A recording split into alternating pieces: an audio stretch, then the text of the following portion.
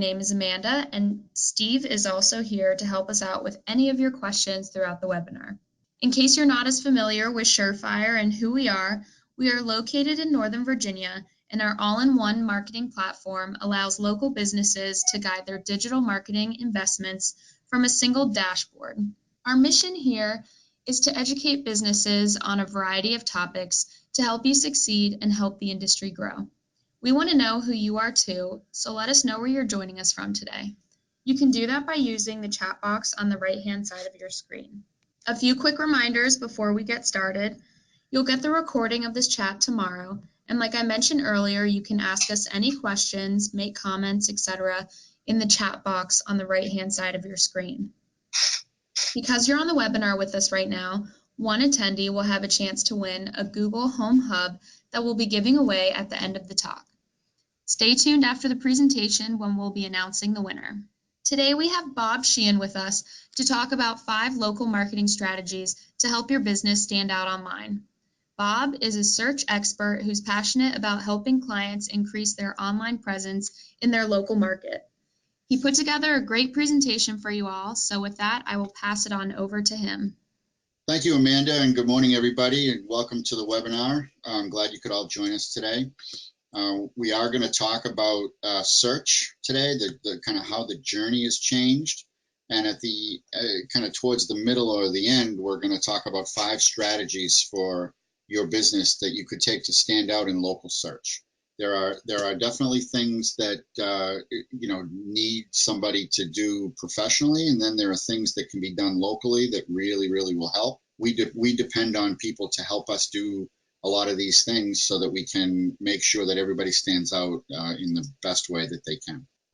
So the big thing that if you've been watching this a while, I'm sure you'd see is that search has changed quite a bit. It's gone over the years from a lot of different, search engine result kind of tactics that people used to use, and it's become a very different thing. Today, search is almost all mobile. Right now, we see something north of 65% of search, and I've seen as high as 80 on some websites, where search is coming from mobile devices. People used to kind of look at this like, okay, I have my desktop, and that's where I search. And then I have this mobile phone, and sometimes I search there. And, they were kind of the different, 2 different things. And now what we see is very much people are living online. Their phone is an integral part of how they interact with Google, how they interact with the online world. And so we're seeing a much larger percentage of mobile in not only in organic search, but in paid search as well. Search is also voice assisted. We're seeing that more and more.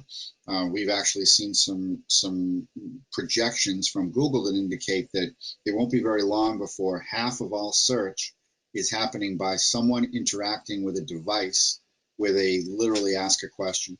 And so that whole voice assisted thing is taking over from the idea of people just typing in a keyword into a search engine and asking the search engine to give them some result. It's much more now a conversational kind of a thing. And so there are devices like Siri and like Alexa where you can literally ask a question and the device is trying to get you an answer. Search is much more local than it ever was. Search, it used to be, there was this effort to make these queries that we put in to make them local by adding place names to it. That whole strategy has evolved into not needing to do that anymore. The search engines and the online world kind of knows where you are by the way that the localization is done. Search is also very personalized, so that when you ask a question or when you go on a search engine to type anything in, your history comes along with it. And so you're going to get different results than anybody else that's searching. The whole thing is revolving around what your habits are, how you ask those questions, where you go to get the answers to those questions. And all of that becomes factors in what kind of answers you get when you ask those questions. So it used to be we'd browse, we'd look, we were in charge of all of that, and we would say, okay, I want to go look here, and then I'm going to go look there, and then I'm going to go look over here, and then I'm going to try to figure out what I should do. And now it's very much this idea of I'm going to ask the search engine, and the search engine is going to guide me through what I need to know in order to get an answer to that question. So when you ask things like, show me a top-rated home contractor with more than a 4-star rating, you're getting a very qualitative kind of an answer. There's a lot of factors that go into, how that answer should happen to you and for you, and all of your journey, all of these other places that you've been are going to influence what happens on that answer, right? So the other thing that is really, really important to understand now, if you're a business and you're trying to get leads online and you're trying to grow your business by having a better online presence, is that right now something like 73% of the engagement that you're going to have with customers online is going to happen someplace besides your website. It's no longer about they're going to come to my site, and if my site has the right call to action on it and the right form and the right this and the right that I'm going to get the maximum amount of leads. Right now, the site is important, but it's not everything. And 73% of the time, you're going to get a customer coming to you or looking at your brand or somehow interacting with you. And they're going to do that somewhere else besides your website. So that's a very important piece that we all need to be thinking about as we structure our online life, right? As we kind of build our business online. So the idea of today's discussion was five surefire ways to stand out. There are some very basic things that you can do that will help you, and we want to kind of direct you in those ways and help you to understand how easy it is to do some of this stuff and the kind of payback that you're going to get when you do it. So the first thing that I'm going to start with, because it's familiar to everybody and it's something that we kind of all know, is this idea of getting the website right. If we start with a good website and that becomes the kind of the jumping off point, right? That's always a good thing. And there are some things on a website that will help. This idea of local service areas, right? We want to try to make sure that the website, as it represents your business, has a service area where you do business. And so that can involve things like local service area pages. It can involve title tags. It can involve some of the coding that goes on the back of the site. But we want to make sure that the search engine understands where the website wants to do business so that it indexes that way, and then it starts to show up. The key to doing that is that when you're building out these pages and when you're building out this content, that you do it in a unique way, that it's not just a mechanical kind of, adding more pages for the sake of adding them and they're all copies of each other. It's got to be natural, helpful content. And what we've done in many of these sites that have large service areas is we build these things over time so that they don't all go up at once, and you kind of expand the site and you work on it over time, and that helps it get in the index. The other kind of thing that I like to talk about here is what don't do, right? A couple of big kind of things to avoid would be, don't duplicate the content. Make sure it's unique. Use natural language. Write for a visitor, right? Don't try to write for a search engine. It used to be that, if we wanted somebody to come to a website on a certain page because of a certain query, we would literally write the page and build those words in there in a certain way. And if we built them in better, they would show up better. That whole approach is gone. This should be all about natural language, writing a website so that when somebody reads it, it's engaging content that they like and that will help them to answer their questions. There's a thing called structured data, and we think about it a lot. When we think about how we structure your entire online presence, we think about structured data. And when we think about building a website, there's this thing called schema, which is a form of structured data. And we try to make sure that piece of it, that piece of the website is covered well, that it's all about local information about your website, where you do business, where the site is literally anchored on the map, where that pin drops on a map, what kind of business you are. That kind of structured data is really important. If you don't put the right kind of business in that schema, then you can end up indexing for things that you don't care about and bringing customers to the site that don't, that aren't going to be your customers. So it's really important that that piece of it is covered well, and we think about that a lot when we build a website. When you look at all of these places on a website that get worked with, most people understand title tags, right? 99% of SMB sites, they have somebody that built title tags for them, and those title tags tend to be pretty good. What kind of business are you in? Where are you? What's the name of the company? That kind of thing. Those are the kinds of things that get built into title tags. But as you get into the things that are a little bit less obvious, like H1 headers, the main headline on a page can be an important place where you want to have the right information on a website, and that less people understand how to manage that. And schema is relatively new. It's certainly been around for a few years, but in terms of how people interact with schema, how people build schema the right way on a website, it tends to be something that not a lot of folks are doing well. So why that matters to you is that if you do it well, it's a little bit of a leg up. It's a little bit of a better strategy than maybe your competitors are using that will help you to become more visible in search. When you look at a web page itself, you can see the title tag up in the top corner here. That is something that Google indexes and looks at and tries to figure out what's on the page.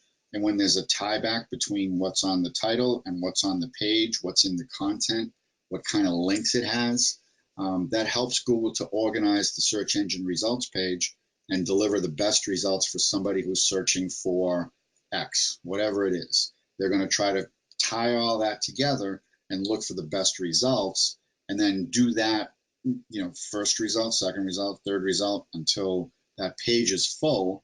And that kind of an analysis gets done literally every single time there's a query that gets put into the search engine.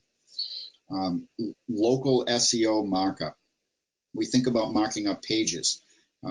Companies that have service areas where they might have multiple offices, or they might have lots of work in a certain area, it gets to be very important that we think about local on those pages, that we give Google the idea that we do business there. And that's something that really matters. So when you look at a situation like what we've got in front of us, you can see there's multiple offices, right? There's hours of operation. There's sales office hours as well as regular hours. All of that stuff gets put into that structured data that we talked about and gets delivered to the search engine in a way that allows them to index that and make a decision on, when a customer is looking for something in Alpharetta, Georgia, whether to put this website at the top or whether this one goes further down, depending on how well all of this is done and how clean that data structure is. So those things that I've just talked about, in addition to a few other things, become this whole idea of managing your digital presence, managing your the website data, managing your structured data, right? Keeping the local signals flowing the right way. And so we think about them as these things. The Google My Business. Those of you who've been doing this for a while understand how important Google My Business is in determining where you're going to show up and for what categories. This thing called NAP data, we just looked at it on that other site just a few slides ago, where name, address, and phone number becomes very important, and the consistency of that name, address, and phone number across everything that you're doing sends that signal to Google that here we have a company that's very consistent, very well managed, and we know where it is and we trust it, right? So that's all very important. We use directory listings to send that local signal across a much wider list of websites. Normally, you see one or two, directories, or maybe Google My Business and Facebook, and we do those things. And we also try to have a list of 76 websites now in Yext that then takes that NAP data and multiplies it across the internet and gives it a lot more structure, gives it a lot more reliability. That, along with the geo signals that we put on the websites, and we kind of tie all that together in a way that Google trusts. There are local sites, which we're going to talk about in a little bit. where you can leverage the local nature of those things, and you can post there in ways that will help you. So we're going to show you how to do that. And then social media has been around for a long time, and everybody always thinks about, are you going to handle my social media? Are you going to post for me on Facebook? And yes, and the answer is there's some of that we can do, and then there's some of that you can do to do yourself good in the kind of in your local market. So the second bit of advice here, or the second thing that you can do to stand out, is this idea of managing your Google My Business, consistently updating GMB and your local directory listings. So there are three key things to that, right? We want to keep the management we do there, the content that we put there, and the things that we touch, keep it current. Not to have old content there. Things that have expired, things that refer to something that happened 3 years ago. Keeping that current is really good. Keeping it local.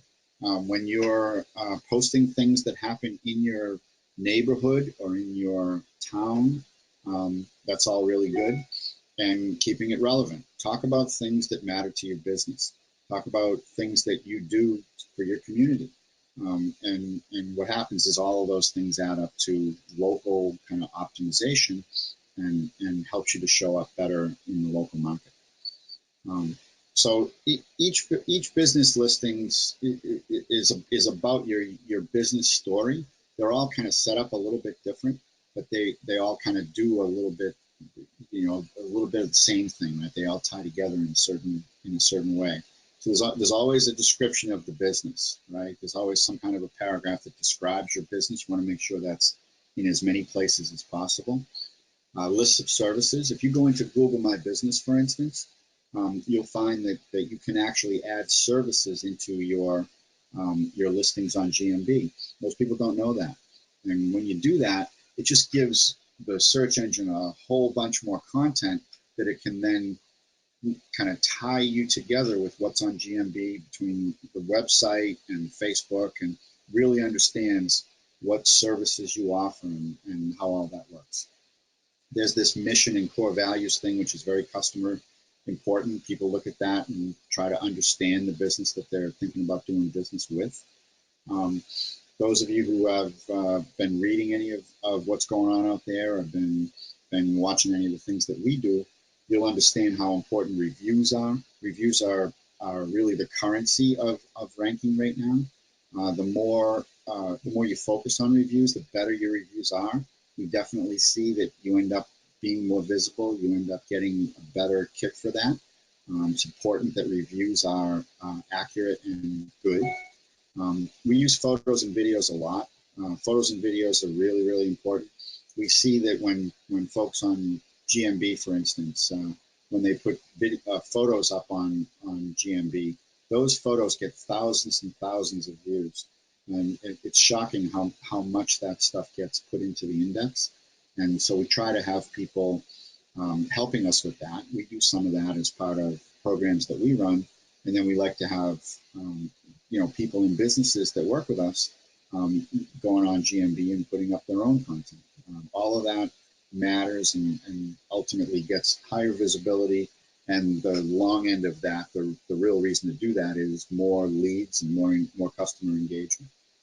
And we'll show you in a little bit about offers, right? There's a way for an offer to be on Google, and that's a really interesting lead generation kind of an approach. So there are lots of local listings. There's a package that we do as part of what people kind of pay for with us, where it's mostly business sites. There's a package of 76 websites that are out there that we kind of tie together with people's people's packages with us. There are also online review sites that are really maybe not part of that package. Like if you think about a Guild Quality or even Home Advisor, right? There's an awful lot of review activity happening on those things, and having that as part of your package is a really good thing. There are niche networks, right? Nextdoor is certainly one of those. There are networks of content that only serve or that are best really served with certain kinds of businesses. Like if you think about House, if you have a business that is very visual, House is a really great place for you to be, and it may not be the best place to show, what you're up to when you're a gutter company where the photos aren't, necessarily don't lend themselves to that.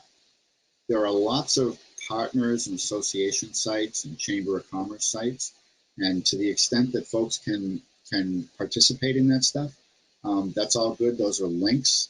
Those are places where people see you, and so to the extent that you can post local content there, you end up getting benefit from that. So this idea of local is really important, and we actually see that when you search for things, you can see how Google is thinking, right? If you just type in roofing contractors, what do you get? You get Google kind of suggesting, tell me where you are, right? And because Google wants to know where you are, because they're going to show you a different result based on whether you're in Rockville, Maryland, or whether you're in Frederick, Maryland, or Northern Virginia. And if they can figure out where you are, and they can put that in the same conversation with, what else is going on in that market, you're going to get a much better result. You're going to get a much more relevant kind of a search engine results page than if you just, operate at the top of the funnel with words like roofing contractors that don't have any geographic or buyer intent or, local content around them. So it's very important that we feed that local, algorithm, if you will. So here's an interesting screen, which you don't even think about. I'll tell you, I was unaware until I saw this, but the idea of the percentage of times that third-party directories rank in the top 5, and you can see how dominant Yelp is. And I think the reason why is because of the review content that's there, right? How interesting or how interested Google is in the review content that's there.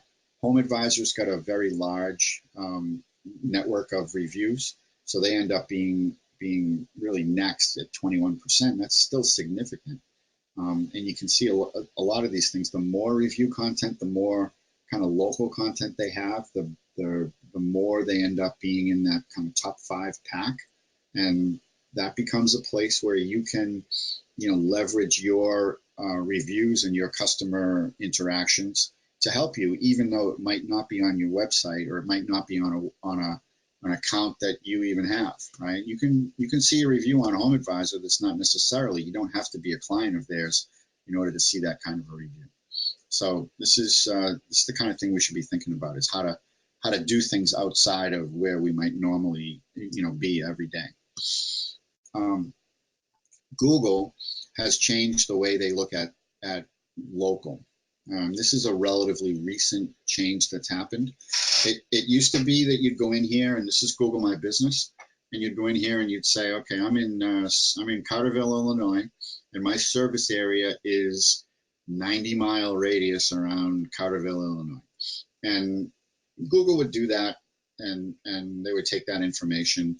And what you ended up with is a lot of concentric circles, and you ended up with a lot of overlapping circles, and it became difficult for them to really understand where everybody is.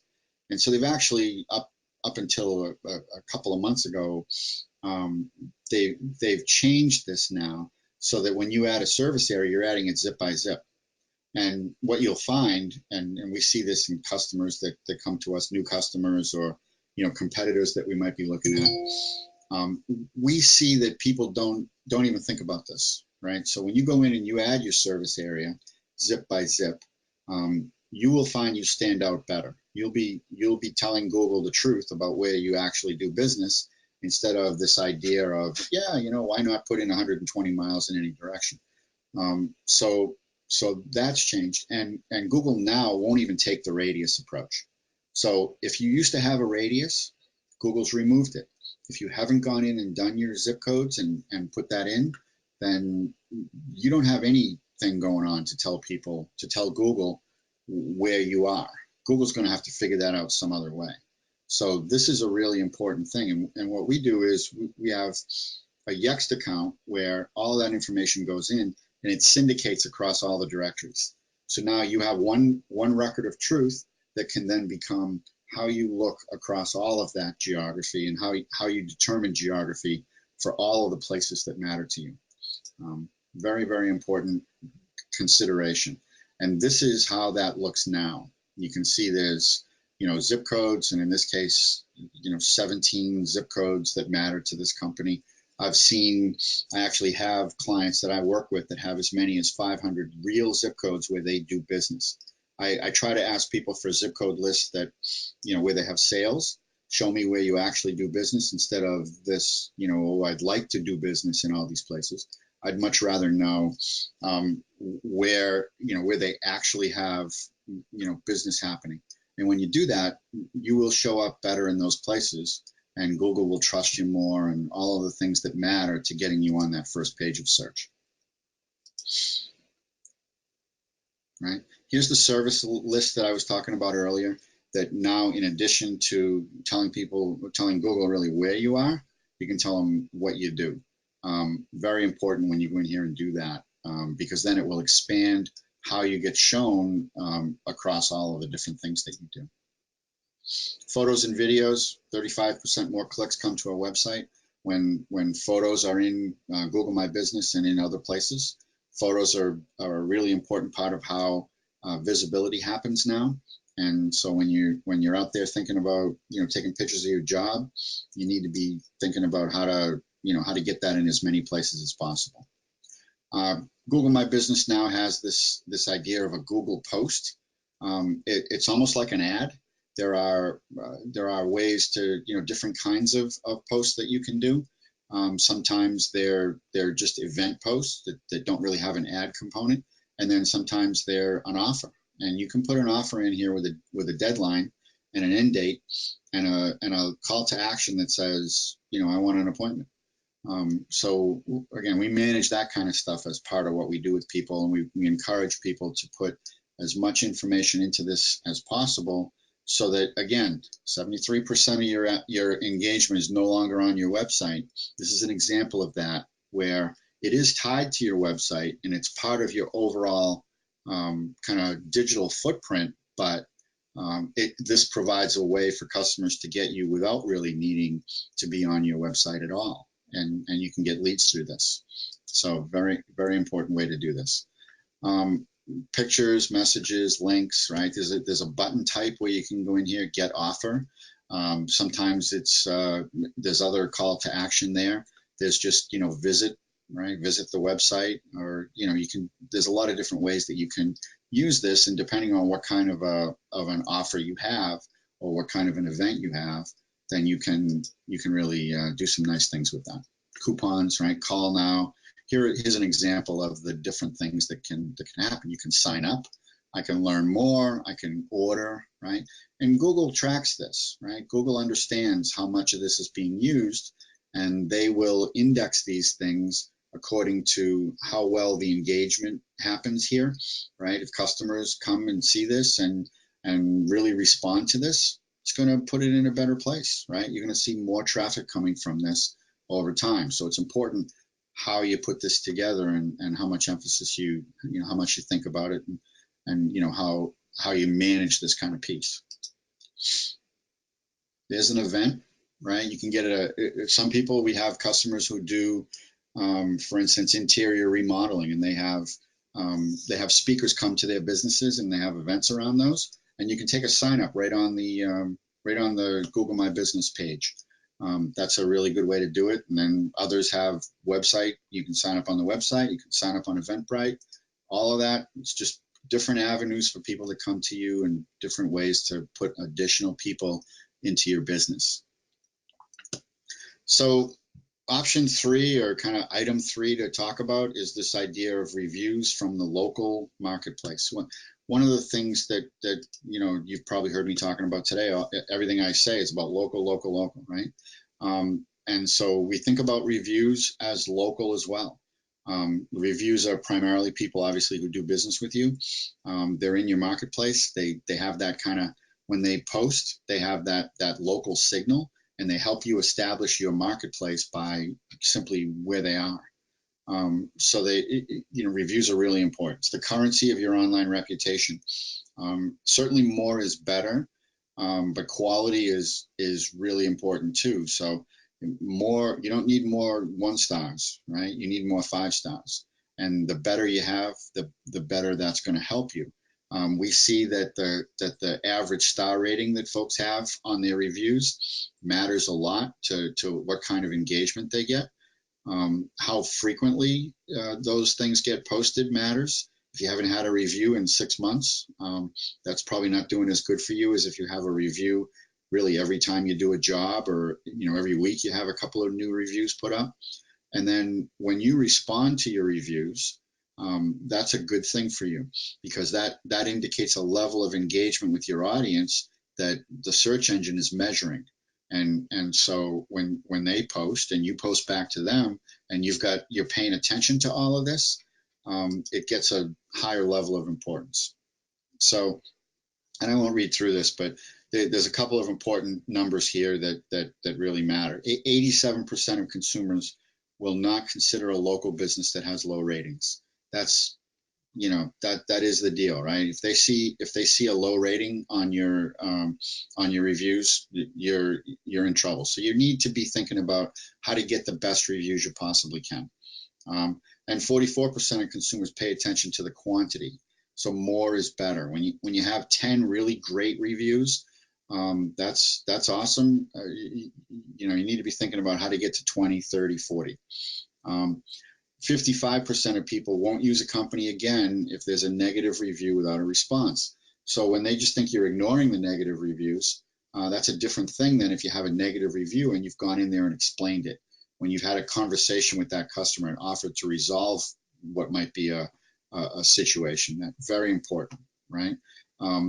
Responding to complaints is as good, in my opinion, as having a good review in the first place, right? Because everybody's going to have something bad happen. That's just life. But if you respond to it and take care of it, that shows a level of engagement and a level of caring that really, really matters. So we see a lift when you respond to reviews. In this case, we're measuring about a 16% increase in how customers feel about you when you're responding to these reviews. So we make it possible within our platform to be able to do that. You'll see as those reviews come in, and you'll be able to respond to them quickly, and that definitely makes a difference.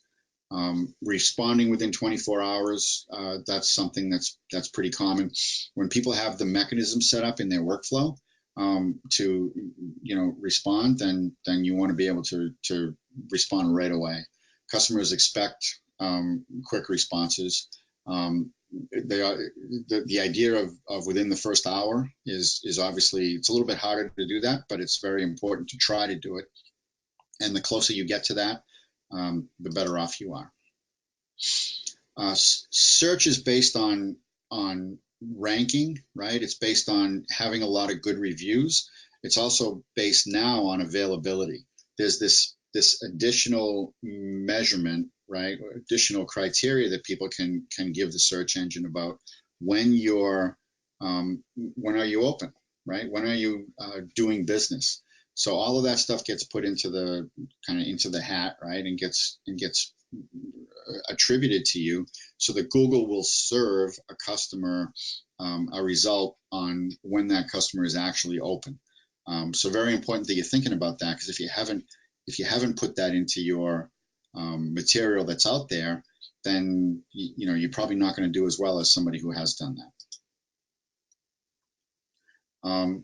Reviews increase presence. I mean, that's a very straightforward piece, but having more reviews means that you're going to be shown in a much better light. You're going to be shown more than somebody who might not have a lot of good reviews. Google reviews impact Google, or Google My Business reviews impact Google rank. So better reviews correspond with better organic search ranking. We can certainly see how when you're at 1 to 3 stars, your rankings are lower, right? You can see how in some cases 41, definitely lower down the search engine results page than if you have good star reviews. So that's a key important place for everybody to be thinking about. Businesses that respond to review, just by the fact that you responded, get a 1/4 star increase in average rating. So that's all you're doing is just, you haven't changed any of them. All you've done is responded to them, and you've gotten a lift from that. Negative reviews are removed when you respond to them. Users leave more reviews for businesses who respond, and they leave less negative reviews. So something very important to remember. Get good reviews on the website, on Google, on Facebook. We think about it as first party and third party. First party reviews are the ones that land on your website. Third party reviews are reviews that land somewhere else. The kind of the direction of the best practice from Google is don't move them, leave them where they are. And what happens is Google goes and finds them and puts them all in your Google results page anyway. So it doesn't really matter. It's not more important to have them on the site, or it's not more important to have them on Google. It's just more important to have them. And Google will find them and put them all in one place, and you'll get credit for those no matter where they are. So kind of a quick start review strategy.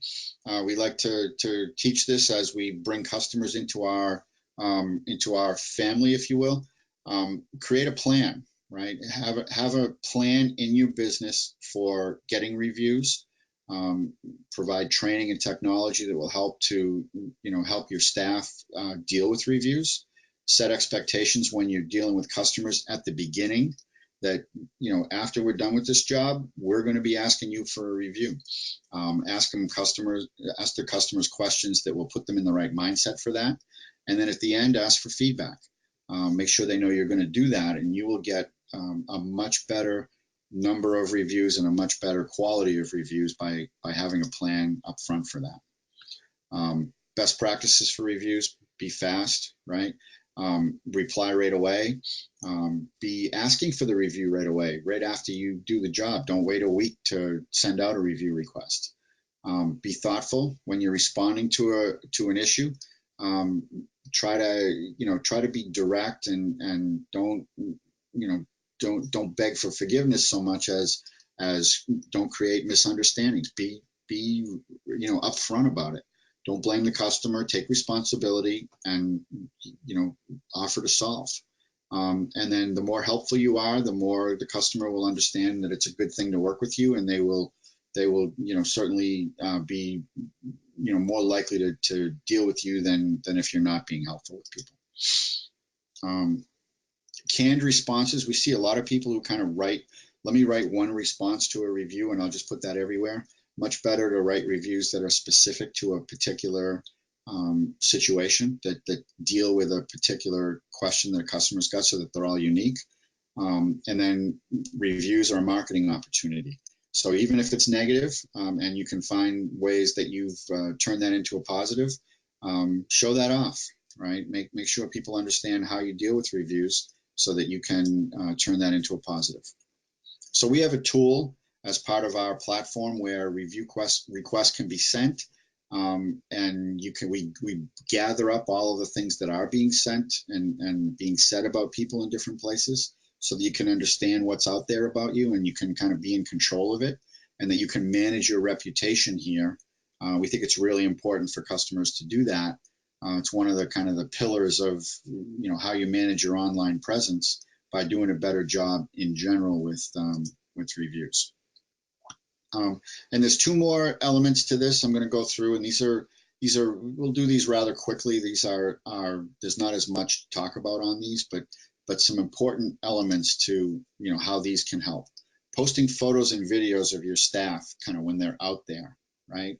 We have a tool that we use where you can actually post pictures of jobs and pictures of quotes that you might be doing.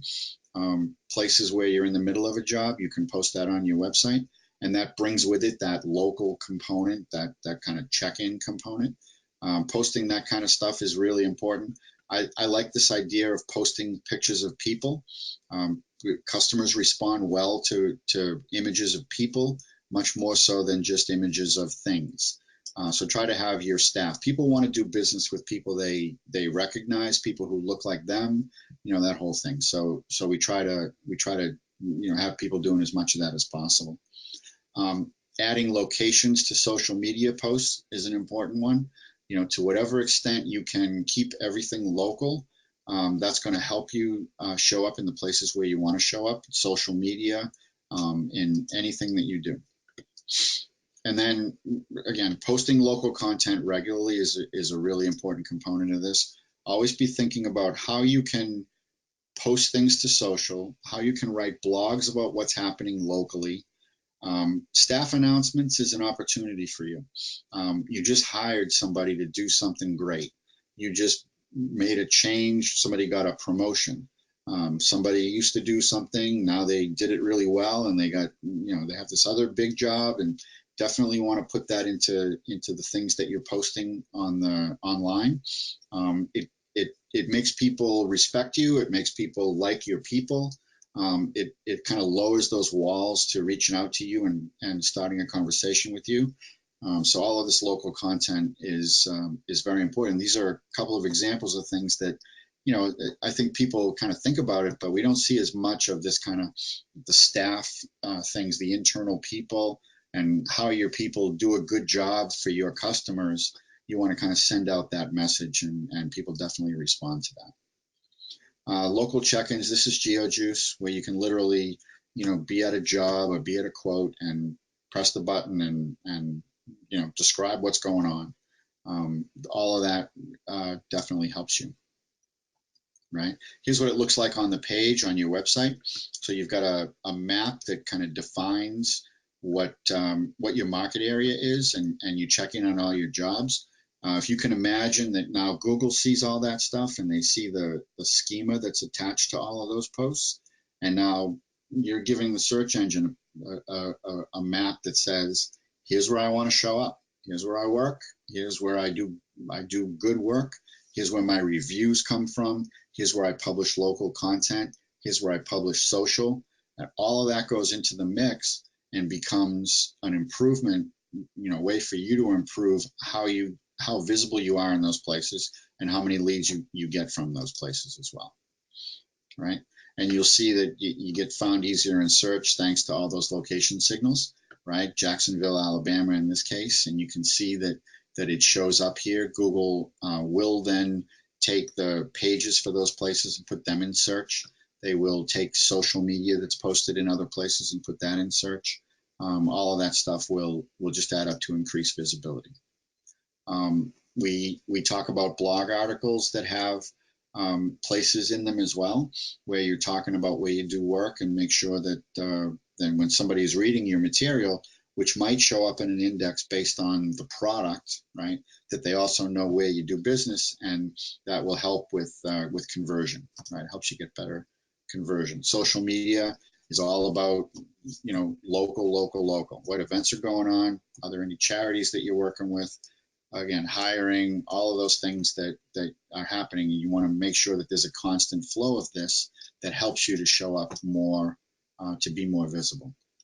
So here's the kind of the local marketing playbook, right? If you want to be more visible in search, you've got, if you imagine the map out here, right? You've got people that see all of this stuff.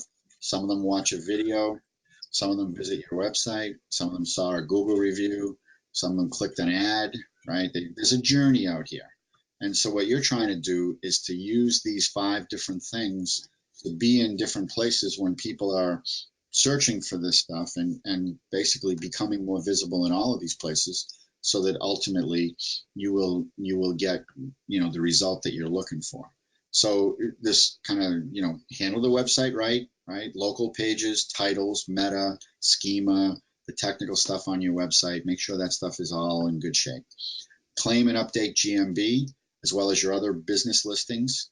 Make sure that the content that you post there is relevant, that it's consistent, that it's local. That will all help. Getting reviews from the local marketplace is really important. Make sure you're asking for reviews from your customers and posting them in ways that show up locally. check in at your job locations, right? That could either be before you do the job or after. But having that check-in, dropping that pin on the map in the places where you do business, that will help you get higher visibility in local. And then just in general, posting local content regularly. Think about different ways that you can post hiring announcements, job promotions, blog articles, social media, charity, all of the things that you're doing. There's a million ways to post local content. And so if you just develop a way to do that and you put all of these things together, these are things that you can do locally in addition to the things that we might be doing for and with you, that will help you become more visible, and ultimately that adds up to more leads and a better ROI on all of these activities. All right, So, thanks, Bob. Oh, all right, sorry. that's okay. No, go Thank ahead. you, Bob. That was a very informative presentation, and I'm sure everyone learned a lot from that. So we do have some questions, but before we get into those, I want to offer everyone the opportunity to get on a call with Surefire and get a complimentary analysis of your online presence and marketing. This is a great opportunity for you to see how marketing with or partnering with a digital marketing company can make a huge improvement in your marketing efforts. We just launched the poll, so please take a minute to let us know if you're interested. And if you say yes, we'll be in touch after the event. All right, Bob. So we have a question from Anthony, and he asks, can you share some examples of geo signals? Well, the geo signals come in a lot of different ways. One of the ways that it happens is when you check in and you have location services on your phone, and you might take a picture of a job and you then post that photograph on a page. That's a geo signal. There's a location signal built right into the meta that comes with that photograph. Social media has location signals. Sometimes you put in, for instance, on Facebook, you can actually tell that post. You can select in that post where you are. When you do that, you're sending a location signal to the search engine for that post, and then that post then links back to the website, and you've now created that that opportunity. So there's lots of different ways. We try to feed that with GeoJuice because the phone becomes a tool to lay that schema into the post that ends up on your website. But if you just think about, okay, how am I telling the folks who are going to see this thing where it is? You can either do it technically by turning on the location signals on your phone and all that, or you can literally write, here's where I am and here's what I'm doing. And all of that adds up to, better location indexing for the things that you're posting.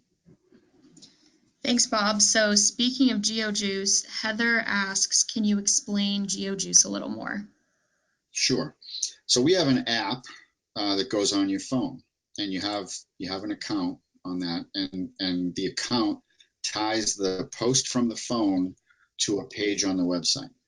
So for instance, if you're out in Birmingham, Alabama, and your website is in Bentonville, Arkansas, whatever, I don't know how close those are, but let's assume that you're in a marketplace that is close enough where Google will take that outlying place where you are, that city that you're in, and tie that post to that page. That's a technical thing that happens in the account setup, right? And the post takes the photograph and the copy that you put in there. You just generally type out, I was at Mrs. Sheehan's house this afternoon, and we looked at a new bay window for her living room, right? And when you hit the post button, it sends it up into the cloud and then connects that to that page that's been selected for receiving those posts. So that when you're running it, when you're actually out there with the phone, you don't have to think about it. All you have to do is just do the post, take the picture, write a little explanation, hit the send button, and it all happens automatically. And you'll go to those pages and you'll see all those posts, and that's the signal that we're looking to send.